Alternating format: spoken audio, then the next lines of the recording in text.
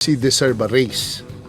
Sa akin, yeah, it's possible for a raise, pero it will come from the management. Yun yung sinasabi natin. Merong corresponding amount na yan. Meron naman silang nakalock in naman sa kanila kung ano yung matatanggap mo, bonuses and all, championship, mga entering, ganun, bonuses. Nakakasana yun eh. Pero yung kamong hingi ka ng raise, oo, hindi lang naman yan.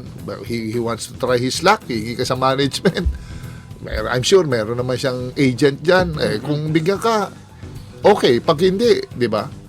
Pero medyo parang not now.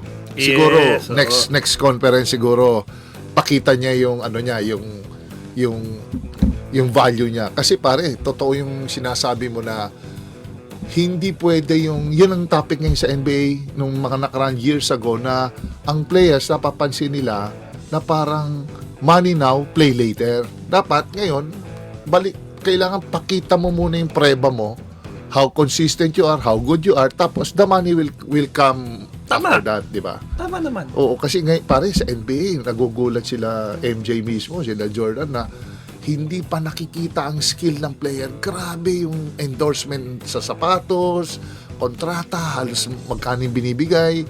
So, well, ito naman kay Kubuntin, wala namang comparison sa ganun. But, siyempre, baka they want to see more of him as a two-way wing meaning forward na who can defend, who can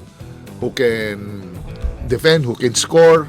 Gusto pa siya sigurong tignan bago siya magkaroon ng improvement. Pero I'm sure, itataas yung ganyang klaseng player. Lalo na aging na rin yung team nila. So,